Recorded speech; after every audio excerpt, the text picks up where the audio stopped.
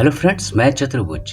इसके में पागलपन की कहानियां तो यूं आपने बहुत सुनी होगी, लेकिन आज हम आपको एक ऐसी कहानी के बारे में बताने जा रहे हैं जिसे सुनकर आपका मन विचलित हो सकता है। आप ये सोचने के लिए मजबूर हो जाएंगे कि यह सच में प्यार था या कुछ और ही था। तो चलिए जानते हैं इस कहानी को विस्तार में। इस कहानी को विस्तार में जानने के लिए वीडियो में लास्ट तक बने रहें, और अगर आप चैनल पे पहली बार आए हैं तो सब्सक्राइब करना ना भूलें। यह कहानी है डॉक्टर कार्ल टेंजलर की, जिनका जन्म 8 फरवरी 1877 को जर्मनी के ड्रेसडन शहर में हुआ। वहां उन्होंने मेडिकल की पढ़ाई की।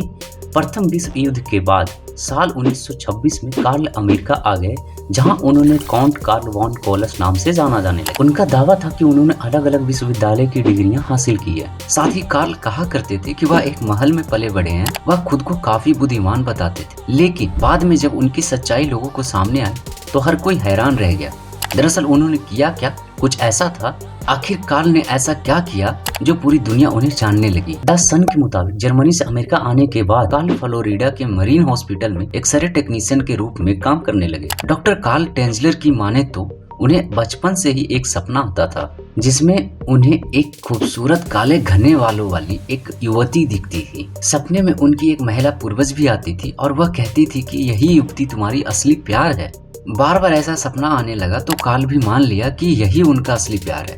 हम बता दें कि 1899 में कार्ल की शादी डोरिस शेफर नामक महिला से हुई थी। उनके 2 बच्चे भी हुए, आयशा और क्लारिस्टा।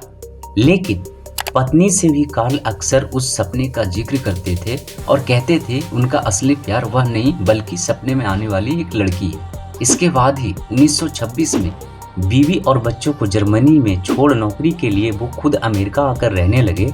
समय बीतता गया और 22 अप्रैल 1930 के दिन जब वो हॉस्पिटल में थे तो उनके पास मरिया एलेना यानी हेलक नामक मरीज टीबी का इलाज करवाने पहुंची। एलेना को देखकर मानो डॉक्टर कार्ल का होश उड़ गया, क्योंकि उसकी शक्ल हूबहू वैसी ही थी जो लड़की उनकी सपने में आया करती थी। एलेना को देखते ही डॉक्टर को पहली नजर में प्यार हो गया। डॉक्टर कार्ल टेंजलर ने एलेना का इलाज शुरू किया। इलाज के लिए एलेना अक्सर अस्पताल आने लगी। इस दौरान एक दिन डॉक्टर कार्ल ने उसे अपने सपनों के बारे में बता दिया। तब एलेना ने उसे बताया कि वह पहले से शादीशुदा है, लेकिन शादी के बाद जब उसका मिसकैरेज हो गया तो उसका पति उसे छोड़कर चला गया। तब से वह अपने माता पिता के साथ ही रहती है।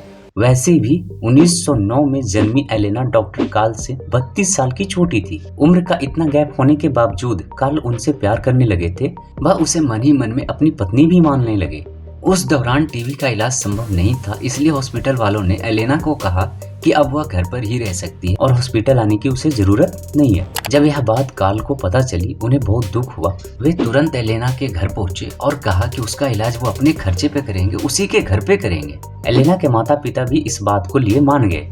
25 अक्टूबर 1931 को हो गई एलेना की मौत। अब डॉक्टर रोज इलाज के बहाने एलेना के घर आने जाने लगे। यहाँ तक कि उन्होंने इलाज के लिए उपयोग में आने वाली मशीनों से लेकर दवाइयाँ तक को हॉस्पिटल से चुराना शुरू कर दिया। लेकिन तमाम कोशिशों के बावजूद वह एलेना को बचा नहीं पाया। 25 अक्टूबर 1931 के दिन एलेना की मौत हो गई।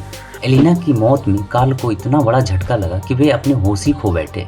उन्होंने सबसे पहले एलेना के माता पिता से अनुरोध किया कि वह एलेना के अंतिम संस्कार का सारा खर्च उठाएंगे। यहाँ तक कि उन्होंने एलेना के लिए बड़ी सी कब्र भी बनवाई। एलेना की कब्र में बिजली और इंटरकॉम तक लगवाया। उन्होंने कब्र की सिर्फ एक चाबी बनवाई, जिसे खुद के पास रखा करते थे। उन्होंने एलेना के माता पिता से कहा कि जब भी आप एलेना की कब्र के पास आएं तो बस बाहर से ही उसे देखकर चले जाएं।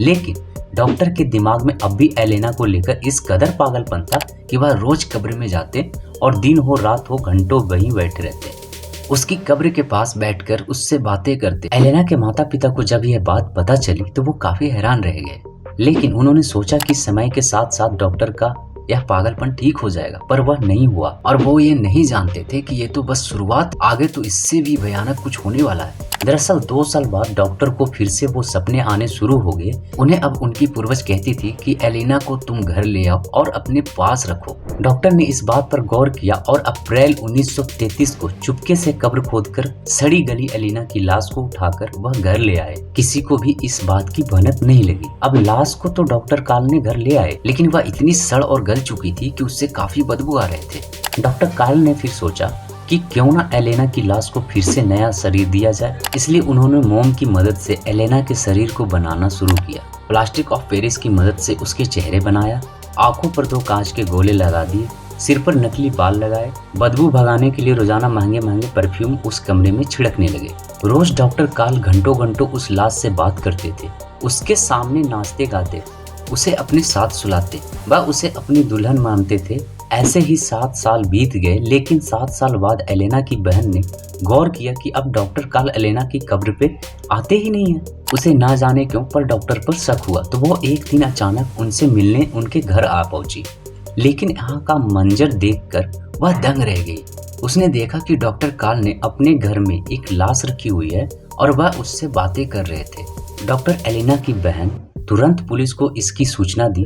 मौके पर पहुंची पुलिस ने डॉक्टर से जब इसे लेकर सवाल किए तो उनके भी होश उड़ गए। पता चला कि यह लाश एलेना की है और वह इसके साथ पिछले 7 सालों से है। पुलिस ने तुरंत डॉक्टर काल को गिरफ्तार कर लिया। वहीं लाश का जब पोस्टमार्टम करवाया तो सबके अंदर योनि के आकार की एक पेपर ट्यूब मिली, जिसके बाद यह दावा किया गया कि डॉक्टर काल एलेना के सबके साथ न सिर्फ सोते थे बल्कि उसके मृत शरीर से वह फिजिकल रिलेशन भी बनाते थे। पुलिस ने जब उसे कोर्ट में पेश किया तो डॉक्टर काल को इसके लिए कोई भी सजा नहीं हुई, क्योंकि उस समय इस अपराध के लिए किसी भी तरह की सजा नहीं बनी थी। किसी ने सपने में भी नहीं सोचा था कि कोई शख्स ऐसी भी हरकत कर सकता है। इसके बाद एलेना के शव को उनके परिवारों ने एक ऐसी जगह दफनाया जिसके बारे में डॉक्टर काल को नहीं बताया। उन्होंने ऐसा इसलिए किया ताकि दोबारा डॉक्टर काल ऐसा कुछ ना करे। फिर भी डॉक्टर काल मरते दम तक एलेना की कब्र को ढूंढते रहे। फिर 3 जुलाई 1952 के दिन डॉक्टर की मौत हो गई।